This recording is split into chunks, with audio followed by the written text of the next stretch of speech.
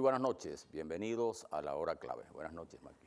Buenas noches, Juan Felipe. Bueno, en este programa especial de La Hora Clave, hoy nuestro invitado es conocido historiador, Javier González.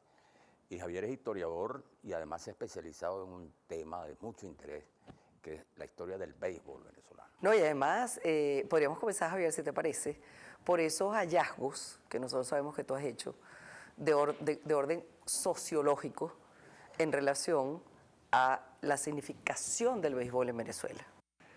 Sí, en principio muchas gracias por la invitación. Bueno, el béisbol hay que verlo en un contexto mucho más profundo, intelectualmente hablando, que lo que se ve normalmente como un simple juego, ¿no?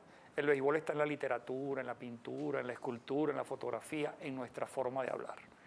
El béisbol incluso contribuyó, el béisbol venezolano, a financiar la guerra necesaria, es decir, la guerra de independencia cubana de Cuba en 1896. Guerra que, por cierto, en 1895, cuando estalla, muere Martí el 19 de mayo y 4 días más tarde se juega pelota en Venezuela. 5 días más tarde, y los 5 cubanos que formaban parte del line-up en ese partido del Caracas Baseball Club entonces, que era el primer equipo de béisbol, saltaron al terreno muy triste, ¿no? Porque además ellos habían estado aquí aupando también, ayudando a todo lo que era el movimiento que había aquí en pro de la independencia cubana. Interesante, ¿no? Ese antecedente. Sí, es muy Un interesante. libro que va a salir próximamente donde recogemos las cartas, todas las cartas que, incluso hay 2 cartas de Martí, hay otras cartas más, donde se habla de la importancia que tenía el béisbol en Venezuela para recaudar fondos para esa guerra necesaria. ¿Y cómo lo hacían? Lo que entraba de la recaudación de los partidos era para, Sí, e incluso, para financiar la guerra. Sí, el caso de Valencia, el primer equipo que se funda en Valencia, que es el Carabobo Béisbol Club, se funda dentro de un club que se llama Carabobo Atlético Club. Y en ese Carabobo se jugaba ajedrez, se jugaba tenis y por supuesto béisbol.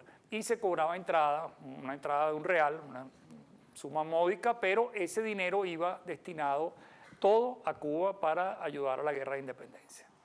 Javier, por cierto que en relación a ese tema, bueno, tú has escrito mucho, y el béisbol en Venezuela, señalabas este antecedente en Valencia, pero en forma organizada, ¿cuándo en verdad cobra fuerza? En 1895.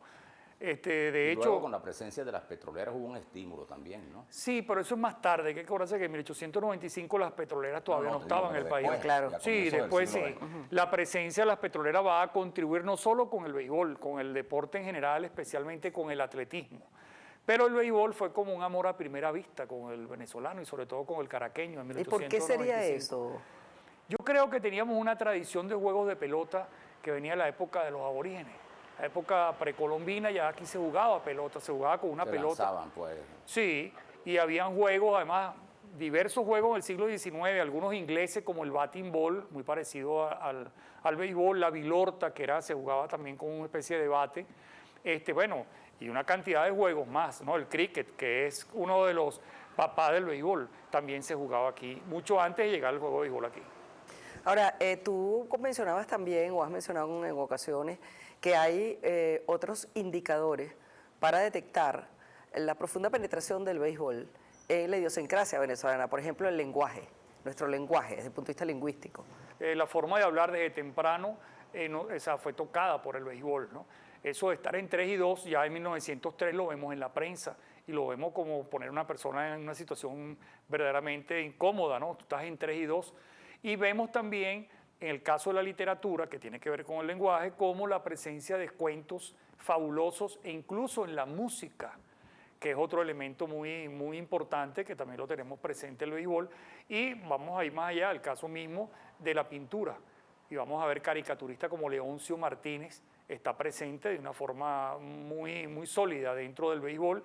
Y en el caso de los poemas, para que tú veas a una persona que no le gustaba el béisbol, a un gran poeta, el Jobo Pimentel, Francisco Pimentel, claro. Pero a pesar de eso era tal el impacto que había causado el béisbol que le dedicó mucha poesía lírica además a la pelota, ¿no? Pero se establece el año 41 con la Serie Mundial, donde Venezuela derrota a Cuba como un punto de inflexión, ¿no?, de la afición por el béisbol. Sí, un antes y un después. Ese día, llegamos campeones mundiales, ese día sucedió algo inédito en la historia de Venezuela. Fue la primera vez que el sentimiento patrio afloró de manera colectiva. ¿Por qué? Bueno, por la radio. Indudablemente que la radio jugó un papel importante, claro. Porque si vamos al siglo XIX, la batalla de Carabobo, seguramente en Barinas se enterarían a los 6 meses, o claro, no sé si se han enterado. La muerte de Bolívar en Caracas nos enteramos un mes y medio más tarde. Es decir, el centenario de Bolívar en muchos pueblos no se celebró. El bloqueo de 1902, que fue un motivo nacionalista, la planta insolente del extranjero ha profanado el sagrado suelo patrio, que fue la famosa frase que pronunció Cipriano Castro, estoy seguro que en muchos lugares de Venezuela, en Mérida, se enteraron mucho más tarde, en muchos lugares se enteraron tarde de ese hecho. La muerte de Gómez, a pesar de que ya existía la radio, hubo miedo y además dentro de la idiosincrasia del pueblo nadie podía creer que un dictador de la talla de Gómez haya muerto, ¿no? Y había la duda. Pero en el 41 no, el país se paralizó a las 2:30 de la tarde para escuchar en vivo por la radio desde Cuba, desde La Habana, el partido Venezuela-Cuba, donde Venezuela quedó campeón 2 horas y 6 minutos después. Y debe haber muchos ejemplos de lo beneficioso que resultó para ampliar el fanatismo por el deporte es decir, la propagación de esa pasión, el papel de los medios de comunicación. Por supuesto, importantísimo. Pero además, te decía que ese triunfo del 41, que provocó primero un jolgorio que se bebió largo y tendido, como dijo Guillermo Meneses, durante varios días en Caracas y otras poblaciones, sirvió además como abrir unas compuertas de una visión democrática diferente. Se comenzó a decir que era un equipo democrático, porque habían peloteros de Maracaibo, peloteros, bueno, del occidente, del centro y del oriente.